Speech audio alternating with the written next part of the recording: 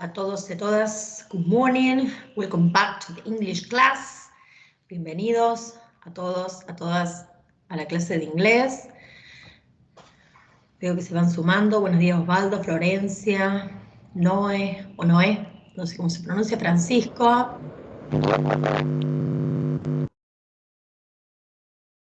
Empezamos en un minutito, voy a compartir pantalla. El tema de hoy es pasado continuo, seguimos trabajando en el pasado.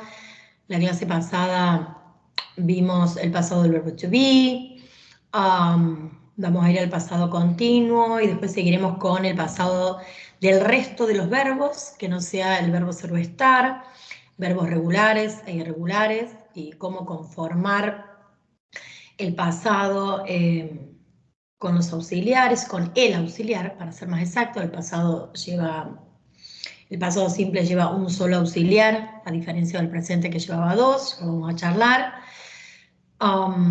Y solo lleva auxiliares en las oraciones de tipo negativas e interrogativas, ¿sí? No así las afirmativas. De la misma manera que lo hace el presente, ¿sí? Pero en el caso del presente se utilizan dos auxiliares y en el pasado solo uno. Pero antes de compartir y antes de empezar la clase, quería preguntarles si tenían alguna duda, algún comentario, algo que quieran compartir, en que los pueda ayudar.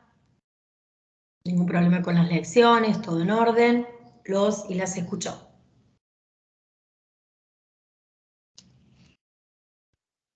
Buenos días, Guillermo. Buenos días, Diana. ¿No? ¿Ninguna duda en particular? Ok. No, profe, por mi parte, no. Perfecto. Entonces, empezamos en tiempo y forma, así aprovechamos el mayor tiempo posible la clase. Buenos días, Brian. Yo voy a compartir, cualquier cosa, saben, abren el micrófono, yo por ahí vuelvo a esta pantalla.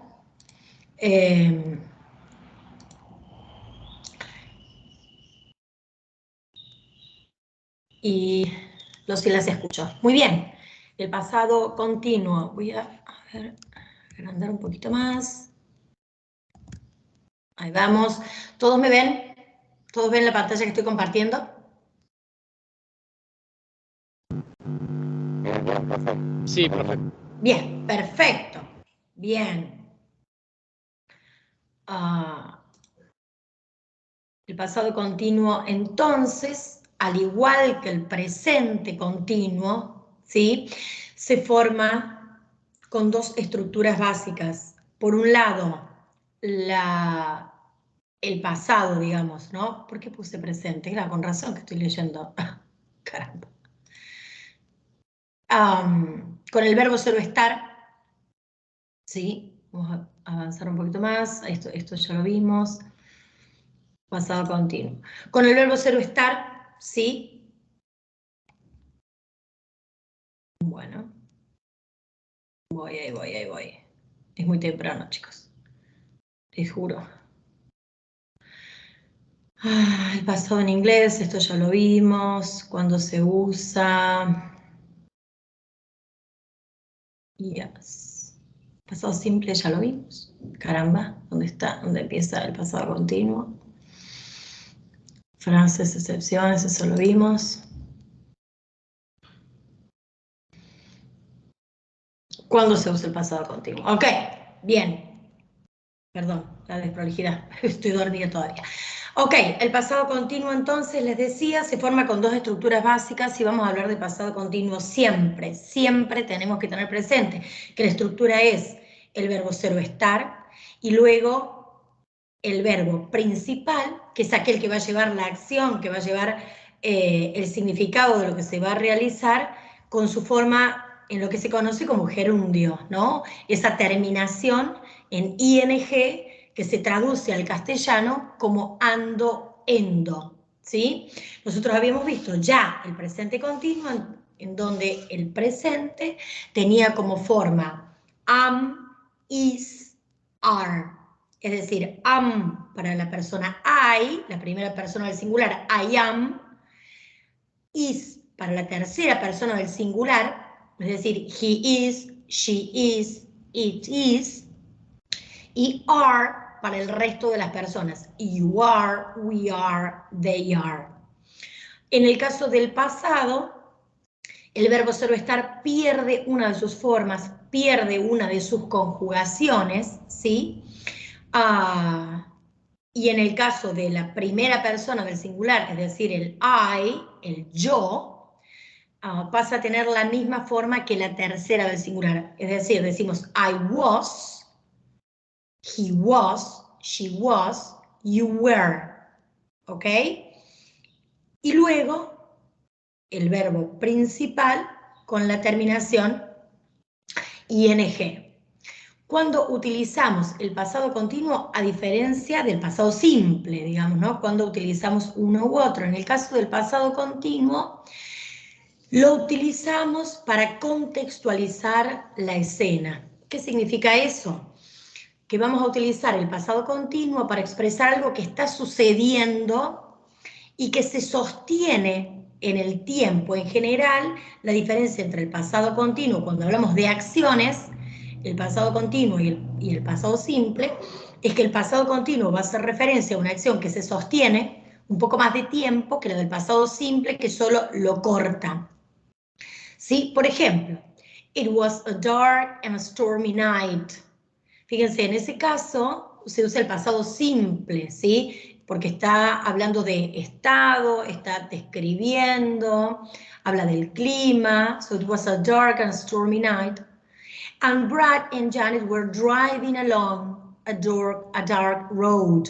Estaban manejando, y así lo vamos a traducir. Decimos were y no was, porque es Brad and Janet. Eso se puede reemplazar por el pronombre they, porque they were driving, es decir, estaban manejando, es una acción que va sucediendo durante un periodo de tiempo. It was raining heavily, es decir, estaba lloviendo, ¿sí? Fíjense la traducción, era una noche oscura y tormentosa. Para eso utilizamos el pasado simple. Ahora, Brad and Janet were driving, estaban manejando, estaba lloviendo, ¿sí? Vamos como planteando un setting, ¿sí? Y vamos poniendo qué es lo que va sucediendo en el tiempo. Podríamos cortar esta sucesión de actividades y decir, por ejemplo, Brad stopped the car. Yes? Entonces decimos, Brad y Janet estaban manejando por la ruta cuando Brad stopped the car. Cuando Brad detuvo el auto, ¿sí? Hay una acción que se sostiene por un periodo de tiempo y luego otra que sucede en un momento, por única vez, en pasado simple, ¿sí? También se puede utilizar no solo para, como decía recién, contextualizar la escena, es decir, hablar de aquellas situaciones que van sucediendo, sino que se utiliza también para hablar de cosas que empiezan antes que otras y continúan después de ella. El continuo siempre da, valga la redundancia, como bien lo dice la palabra, que continúan, ¿sí? Y hablamos de acciones que empezaron y continúan en el pasado. At 9 p.m., George was cooking dinner. Claire got home, took off her shoes, and then they ate. Es decir, Jorge was cooking dinner, estaba cocinando, estaba haciendo la cena. Eso se sucede en el tiempo, es algo que no se hace de una sola vez. Claire got home, took off her shoes, and they ate.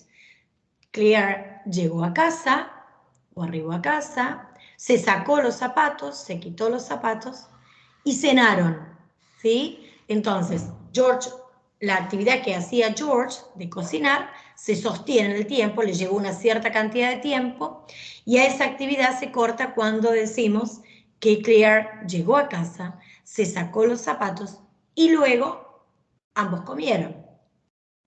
O por ejemplo, we arrived at the party when everyone was dancing. Y acá la propuesta es al revés. Primero primero nos referimos a la acción, ¿sí? Que sucede una sola vez, y luego, y por eso decimos and, or, while, se puede utilizar también. Ahora vamos a ver estos conectores específicos del pasado continuo, cuando todo el mundo estaba bailando. Es decir, acá la acción que se sostiene es aquella en la que todos estaban bailando, cuando en un momento en particular llegamos a la fiesta, ¿sí? Entonces, como pueden ver, los ejemplos anteriores, el pasado continuo se emplea con frecuencia y en general a modo de contraste con el pasado simple, ¿sí? Muchas veces para describir una acción en pasado que es interrumpida por otra acción. Esa acción interrumpida es la del pasado continuo, ¿sí? Y la que interrumpe es la del pasado simple. She was reading her book when the phone rang. Or John was sleeping when we arrived home. Ella estaba leyendo un libro, su libro, cuando sonó el teléfono. La acción la acción que estaba llevando a cabo era que ella estaba leyendo su libro y la acción que lo interrumpe es la del teléfono que suena.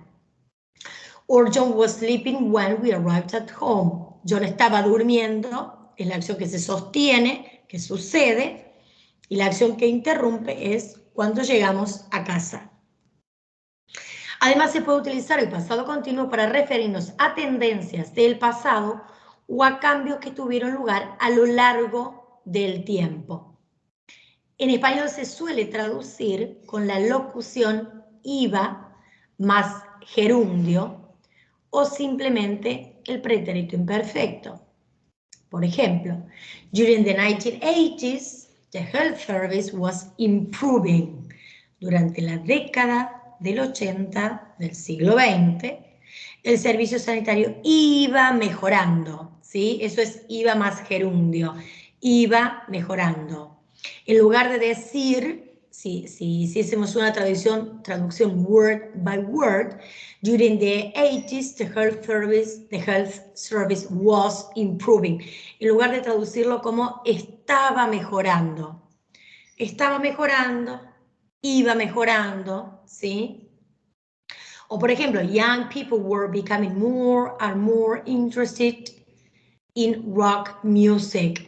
Y fíjense que cuando dice were becoming more and more interested, were becoming, no lo traducimos como los jóvenes se estaban convirtiendo más interesados. Queda una traducción muy forzada, muy literal, palabra por palabra. Entonces la equivalencia es este uso del pretérito imperfecto, se interesaban, ¿sí? Esto creo que ya lo dije la clase pasada. El pasado simple en inglés tiene dos maneras de traducirse al castellano, y cuando utilizamos un traductor, muchas veces el traductor no logra detectar cuál de estas dos formas, el pretérito perfecto o el pretérito imperfecto, debemos traducir o se debe utilizar para traducir esa oración, ¿sí? Si yo digo, por ejemplo, I painted a picture, el traductor debe elegir entre yo pinté un cuadro o yo pintaba. Si yo digo I wrote a book, yo escribí o yo escribía, ¿sí? Esa es la diferencia entre el perfecto o el imperfecto. El perfecto hace referencia a algo que yo hice una sola vez, ¿sí? Y el imperfecto hace referencia a algo que se sostiene por algún tiempo, ¿sí? En este caso, como el gerundio, como el pasado continuo, por el presente sucede lo mismo, es una actividad que se sucede en el tiempo, tenemos la opción, algunas veces, de traducirlo con el uso de este pretérito imperfecto.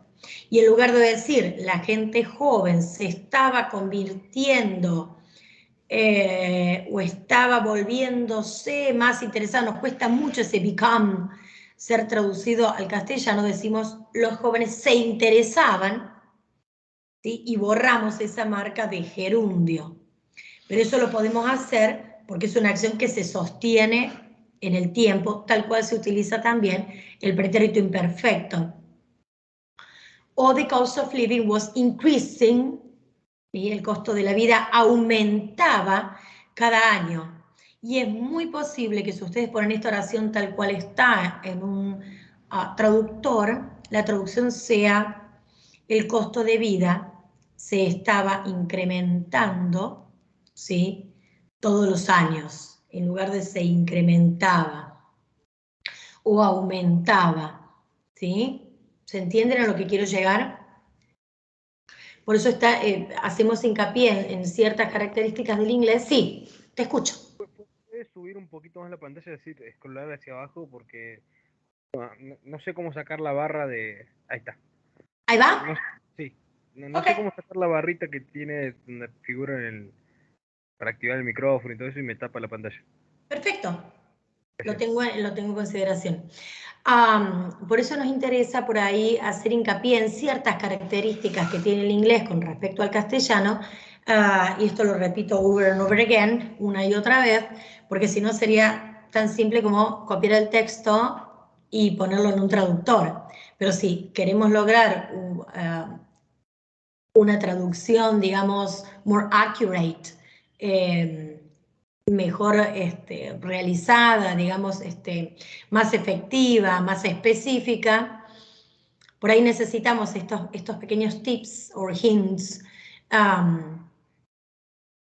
de la diferencia entre el castellano y el inglés, como para que la traducción no quede forzada. Por ahí es cierto que uno la idea general la va a obtener igual, excepto como veíamos con el verbo was born or I was 14 years old. Digo, hay verbos muy específicos que realmente cambian el significado de lo que se está diciendo, pero en general una idea uno puede tener. Ahora, si queremos trabajar de forma más efectiva y queremos saber por qué no una traducción, no la otra, bueno, pero está bueno conocer estas pequeñas diferencias del lenguaje, ¿no? Okay, so far so good. Any questions here? ¿Algo para decir, algo para agregar? ¿O sigo avanzando? Ok, avanzo entonces. Reglas y formas, tal cual les decía recién, el pasado continuo se forma con el verbo ser o estar y el verbo principal con ing. Sí o sí tienen que tener estas dos partes. El verbo ser o estar, que además va a funcionar como auxiliar, y el verbo principal que termina con ing. No tienen un pasado continuo, sino tienen estas dos partes, estos dos elementos en una oración. Y tal cual como les decía antes, la conjugación del verbo ser o estar con respecto al presente pierde una de sus formas, ¿sí? Y el I, la primera persona del singular, el yo, utiliza la misma conjugación del verbo ser o estar que la tercera persona del singular, he, she o it. Y decimos I was listening to music, you were listening to music, he or she or it was listening to music, we were listening to music, and they were listening to music. En el caso de la forma negativa, ¿sí? El inglés lleva siempre un auxiliar con respecto a la oración afirmativa, ¿verdad? Tenemos oraciones afirmativas, oraciones negativas, oraciones interrogativas. Esos son los tres tipos de oraciones que podemos tener cuando estructuramos o queremos decir algo. La forma afirmativa no lleva un auxiliar, la forma negativa y la forma interrogativa sí. Para el caso de los tiempos continuos, no necesitamos agregar un auxiliar extra, sino que el verbo ser o estar, que tiene esta doble función de auxiliar y de verbo principal, funciona per se como el auxiliar. Y lo mismo pasa cuando vimos la otra vez en el pasado simple con el verbo ser o estar. Cuando queremos hacer una estructura, queremos conformar una estructura negativa, directamente, tal cual dice en los ejemplos, le agregamos el not al mismo verbo y no le agregamos ni un don't ni un didn't. A eso me refiero con agregar un auxiliar extra, que ese auxiliar extra, y lo vamos a ver con la forma simple del pasado del resto de los verbos, no tiene ninguna traducción. Está allí como una marca gramatical, pero per se no significa nada. ¿Sí? Es una palabra puramente estructural que no tiene ningún significado, sino que les está marcando el tenor de la oración. Su ausencia marca que es afirmativo y su presencia, depende de su uso, marca que la oración es negativa o afirmativa. En el caso del verbo ser, que tiene esta doble función, la negación la lleva el mismo verbo. Entonces pasamos de was a wasn't o de were a weren't. Y esos ejemplos que tenemos ahí son de short form, es decir, de la forma corta, contraída, y también se puede utilizar la full form, o la forma completa, o la forma larga, was not. Okay? So, he wasn't listening to me at all. No me estaba escuchando.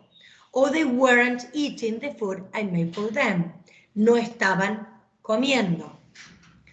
En el caso de la forma interrogativa, tenemos dos tipos de oración. Perdón. Dos tipos de interrogación. ¿Te acuerdas que lo veíamos también en la clase siguiente? Aquella que se llama yes, no question, es decir, que se conforma para ser respondida por sí o por no. Y las WH question, o las preguntas WH, o las preguntas de contenido, ¿sí? Por ejemplo, cuándo, dónde, cómo, cuánto, quién, y ese tipo de preguntas, ¿ok?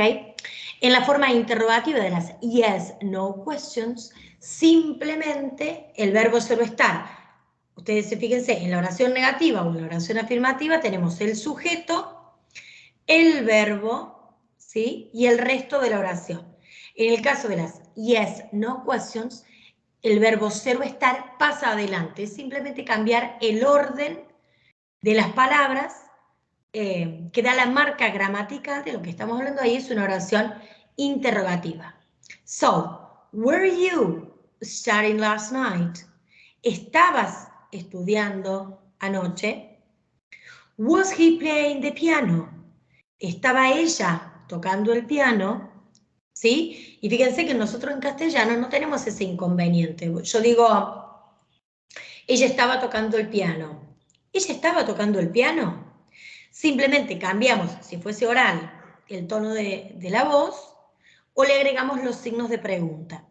En inglés no alcanza con agregarle el signo de pregunta. Además, hay que cambiar el orden de las palabras para marcar que estamos haciendo referencia a una pregunta y no a una oración afirmativa.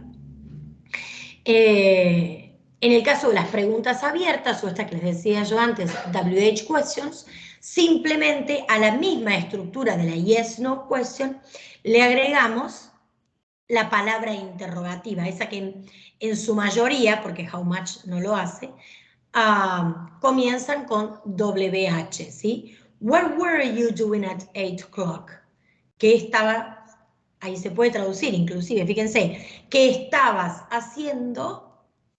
O ¿qué estaba usted haciendo? O ¿qué estaba haciendo sin necesidad de agregar el usted? Ahí tenemos varias opciones y eso es otro error que acarrea todo el tiempo el traductor.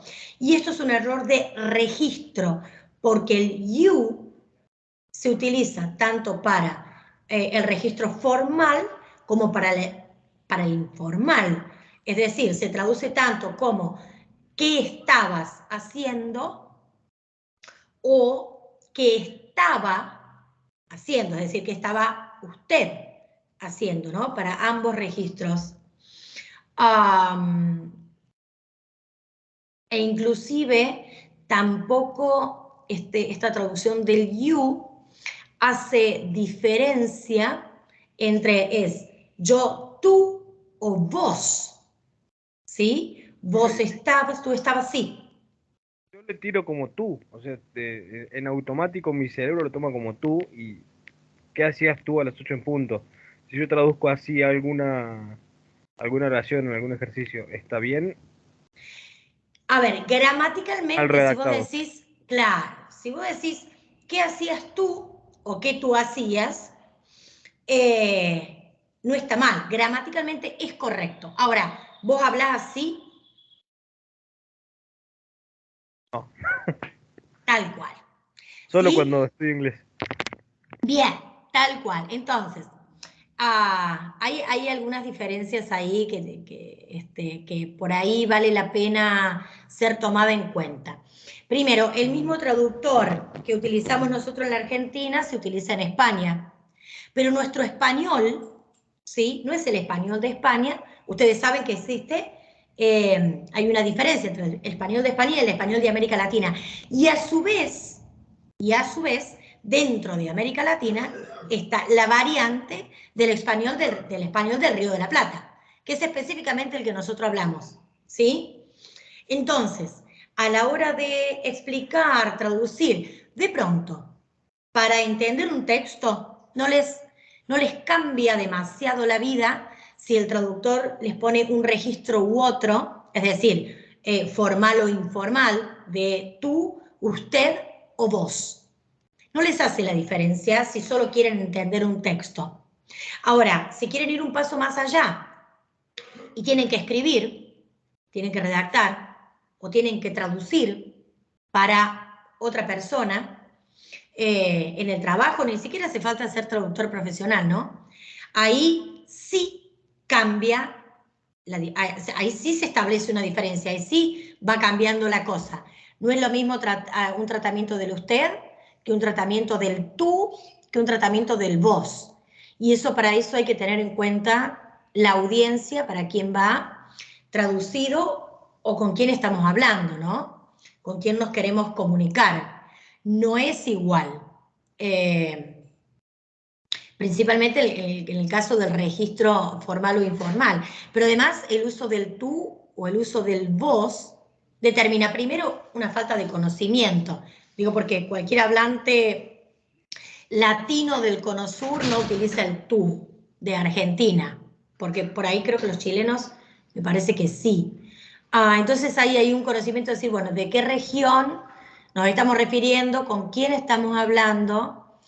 Y estás forzando una lengua que vos no utilizás, es not an everyday speech, digamos, no es una lengua cotidiana, y empieza a ser una lengua forzada, una lengua artificial, y mientras más vos puedas demostrar conocimiento de una lengua cotidiana, ¿sí? Mejor es el nivel que vos podés demostrar que tenés, ¿no? Porque no es solo una cuestión de poner un texto cut and paste, es decir, cortar y pegar en el traductor, sino tiene también que ver con qué conocimiento tenés de ese texto, cuánto podés decir, cuánto podés mejorar, cuánto podés traducir.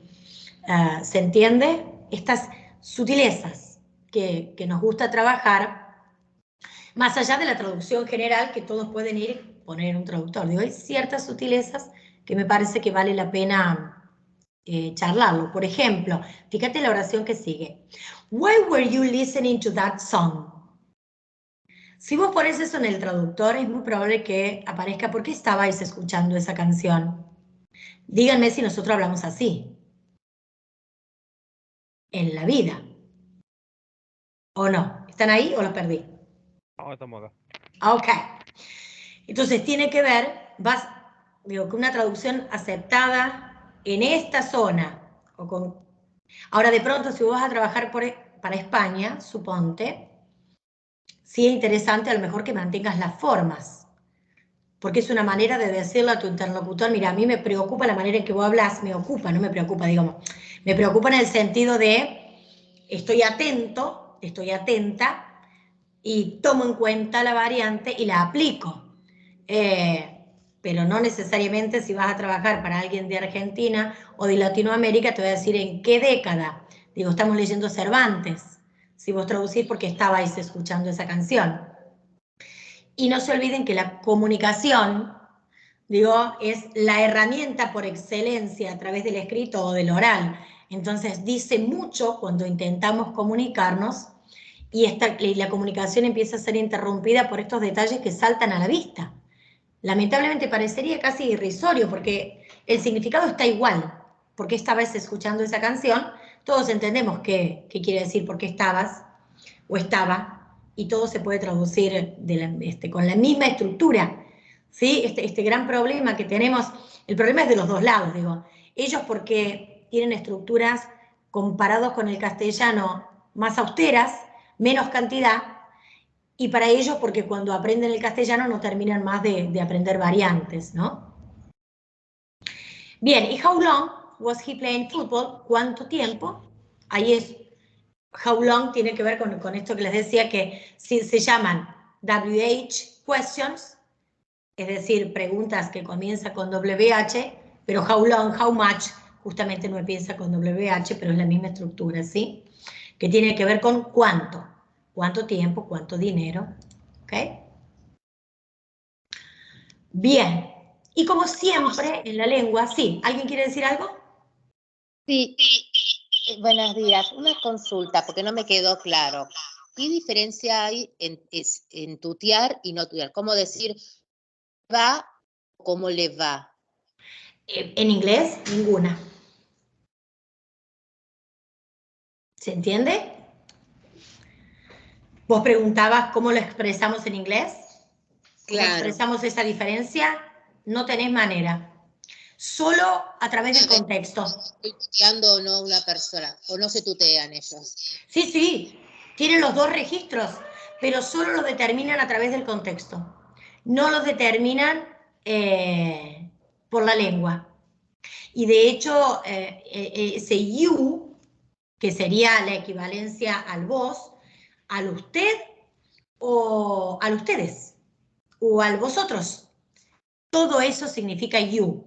Ahora, seguramente una persona que quiere en inglés utilizar el registro formal va a comenzar su oración diciendo Mr. o Mrs., ¿sí? Y establece en la primera oración el tenor de lo que va a decir luego.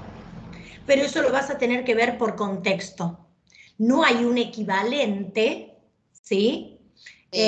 Un pronombre, un tratamiento que te diga a vos que está hablando en un registro u otro. Tenés que entender el contexto. Y es ese entender el contexto que muchas veces hace que el traductor falle o mezcle, porque lo que suele hacer es mezclar el registro y va pasando del tú, del vos, depende del traductor, algunos más vos y otros más tú, al usted. Y va haciendo... Yo más que nada pensando en una conversación, conocer a una persona y que sepa si lo estoy tuteando o no. no tenés manera, lamentablemente. Es algo así como decir, uno arranca diciéndole, hi, Mr., Mrs., how are you? Y vos vas siguiendo. Y en tu mente vas diciendo, bueno, ojalá este señor sepa que no. Pero que no, a lo mejor no es tan importante y por eso no hay tanta marca. Para nosotros por ahí es más importante, ¿no? Porque tenemos la diferencia. Es la diferencia marcada gramaticalmente. Ellos no. Entonces, de pronto, la elección de las palabras tiene mucho que ver, ¿sí? Hay ciertos verbos que se utilizan simplemente en la informalidad. Por ejemplo, no sé, es como decir what's up, que significa, bueno, ¿qué estás haciendo? Que decir hi, morning, how are you doing? ¿Sí? Hay tratamientos, hay maneras de decir hola y saludar que ya va estableciendo el tenor de la conversación que vos vas a llevar adelante. ¿Sí? Si vos en lugar de decir que, cuando no entendés algo, por ejemplo, nosotros estamos acostumbrados a decir que, para que el otro repita, ¿verdad? Si vos vas a hablar con una persona en inglés, no decís what, porque es extra, súper, hiper informal. Entonces, a lo sumo decís sorry, y la otra persona sabe que es la marca del what para nosotros. Ahora, si vos vas a hablar con alguien de manera más formal, decís, por ejemplo, I beg your pardon. Son estructuras que se utilizan en la formalidad o la informalidad y que marcan el tenor de la, de la conversación que vos vas llevando adelante. ¿Se entiende? Bien, gracias. You're welcome. Como siempre en la lengua tenemos excepciones, variantes y errores. Y cuando hablo de errores, me refiero a la hora de traducir o la diferencia entre el inglés y el castellano, ¿verdad? No es que la lengua tenga errores, sino que los hablantes de otra lengua solemos cometer, ¿no? Hay conjunciones, por conjunciones se entienden aquellas palabras que unen dos o más oraciones, que en general se utilizan con el pasado continuo, que suelen ser una marca, una pista, que sabemos que estamos hablando allí en pasado continuo. While, when y as. Y fíjense, la sutileza de nuevo, cuando los traducimos. I was watching the TV when the lights went out. Estaba viendo la tele cuando traducimos ese when. Ahora fíjense el why. While I was watching TV, the lights were on. Y ahí traducimos mientras veía la tele, se fue la luz. Ahora, también podemos decir cuando, o la tele se fue, cuando, digo esas while, when, or as, muchas veces la traducción se cambian entre mientras, cuando, ¿sí? Ahora tiene que ver con una estructura. Ambas frases tienen el mismo significado. Hay una acción puntual que se intercala con otra más larga, que la interrumpe, como decíamos antes. Ahora, while va antes del pasado continuo. While I was watching TV, the lights went out. Y when se utiliza antes del pasado simple. Ahora decimos lo mismo, son dos maneras de expresar lo mismo, pero la gramática, las reglas gramaticales establecen que uno se utiliza antes del pasado continuo y el otro se utiliza antes del pasado simple. Caprichos de la gramática. Asimismo podemos utilizar as, when or while para hablar de cosas que ocurren al mismo tiempo. Es decir, vimos que utilizábamos para una cosa que sucede y uno que la interrumpe, o también la utilizamos para hablar de cosas que ocurren al mismo tiempo. Por ejemplo, mientras él pagaba la cuenta, yo fui a por mi abrigo. Yo fui por mi abrigo. As he was paying the bill, I went to get my coat. Dos acciones que suceden en el tiempo. While he was paying the bill, I went to get my coat. When he was paying the bill, I went to get my coat. Todo, tres maneras diferentes, con tres conjunciones diferentes, de decir exactamente lo mismo. Mientras él pagaba la cuenta, fui a buscar mi abrigo. Mientras él pagaba la cuenta, fui a buscar mi abrigo. Mientras él, y fíjense que as, while, and when, los tres se traducen como mientras. ¿Sí? Ok. Errores frecuentes. Dice, los estudiantes de inglés suelen tener dudas respecto a cuándo utilizar el pasado continuo y cuándo utilizar el pasado simple. ¿Sí? Para los hábitos, y ya lo hemos visto esto también en el presente simple, pero en este caso va a ser en el pasado, utilizamos los tiempos simples, no los tiempos continuos. Por ejemplo, every day I got up at 8 a.m. to go to work at the office. Es decir, todas las mañanas me levantaba a las 8 para ir a trabajar a la oficina. Sería un error decir, every day I was getting up at 8 a.m. to go to work in the office. Todas las mañanas me estaba levantando. Sería un error traducirlo de esa manera, expresarlo con ese tiempo, ¿sí? Si bien uno puede decir, bueno, pero los hábitos también son acciones que suceden en el tiempo, pero fíjense, el tenor de la sucesión es distinta. Una cosa es decir, yo hago algo todas las mañanas, over and over again, de nuevo, por una cierta cantidad de tiempo, y otra cosa es un solo hecho que sucede en el tiempo. Es decir, no es lo mismo decir, yo me levantaba todas las mañanas a las 8, que decir, estuve corriendo en el parque por 5 horas. ¿No? La acción es una sola que se sostiene. También es importante fijarse si estamos refiriéndonos a una acción terminada, que se repite, o que es puntual. Por ejemplo, I was calling you yesterday afternoon, but you weren't in. Fíjense la diferencia entre usar un tiempo y el otro. I was calling you yesterday afternoon, but you weren't in. Or, I called you yesterday afternoon, but you weren't in. No es lo mismo decir, yo estaba llamando, te estuve llamando ayer, pero no estabas, a decir, te llamé ayer, pero no estabas. Si yo digo te estuve llamando, implica, ¿sí?, que te llamé varias veces. Ahora, si yo digo te llamé, ¿sí?, implica que te llamé una sola vez, ¿sí? Fíjense la diferencia entre el uso de uno y el uso del otro, ¿no?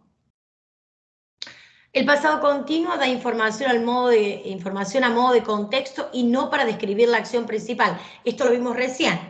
I was still tidying up when she arrived. Ella o yo seguía ordenando, todavía estaba ordenando cuando ella llegó o cuando llegó ella, ¿sí? Da este contexto de lo que yo estaba haciendo cuando sucede la acción principal y es el arribo o la llegada de ella. Esto también lo vimos en el presente.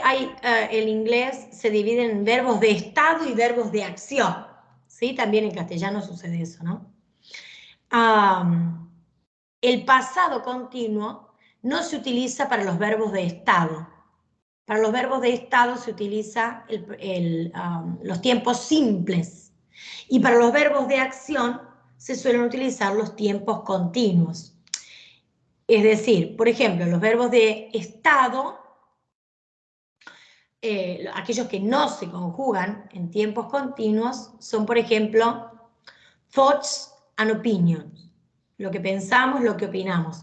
Agree, believed, doubt, guess, imagine, know, mean, recognize, remember, suspect, think, understand. Feelings and emotions, sentimientos, emociones. Senses and perceptions, ¿sí?, lo que percibimos. Las posesiones.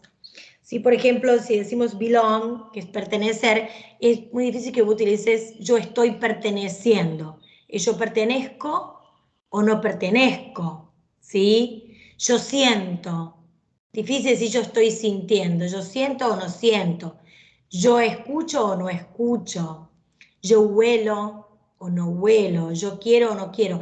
Me gusta o no me gusta. Amo o no amo. Es muy difícil decir estoy amando o me está gustando. Bueno, por ahí, si vamos a buscar excepciones, si vamos a buscar un ejemplo específico, bueno, por ejemplo, el verbo odiar, hate. Por ahí uno dice, no sé, hay que ponerlo todo en contexto. Y hay alguien que está comiendo algo que vos no podés comer, o que está de vacaciones y te escribe y te manda una foto divina y uno le pone, bueno, te estoy odiando en este momento, pero son usos muy específicos. En realidad uno odia o no odia, ama o no ama, o te estoy amando, ¿sí? En realidad es I love you. I'm not loving. I'm loving. Or I was loving. ¿Sí? Es I love you. Or I love to en pasado. ¿Me siguen hasta ahí? Profe, en el Yes. caso de estaba pensando llamarte, ¿no, no es posible traducirlo teniendo en cuenta estas excepciones? I was thinking. Sí, pero como I was thinking, más como en el caso de verbo pensar, tiene más que ver con yo creo que estás en lo cierto. I think that you are right, por ejemplo. It's not I'm thinking that, si no estoy creyendo o estoy considerando que vos estás en lo cierto. En ese sentido, el verbo pensar. Ok. ¿Sí? Got it? Sí. Good. ¿Y el Ok. llamarte? Sorry? ¿El llamarte quedaría en infinitivo nomás? ¿Cómo te estaba llamando? A ver. En el ejemplo de que dijo recién el compañero, estaba pensando en llamarte. Yes.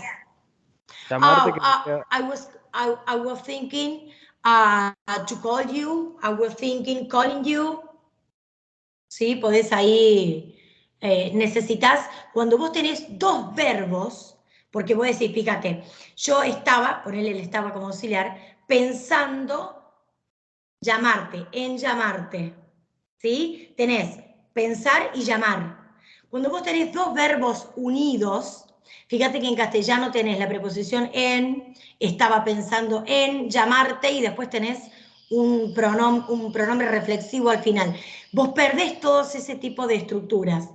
Entonces, ¿cómo un verbo se une al otro? Y tiene dos maneras, con la forma ing o con el TO, se llama to infinitive. So I was thinking to call you, or I was thinking calling you. ¿Se entiende? ¿Ambas están bien? Depende de lo que quieras decir.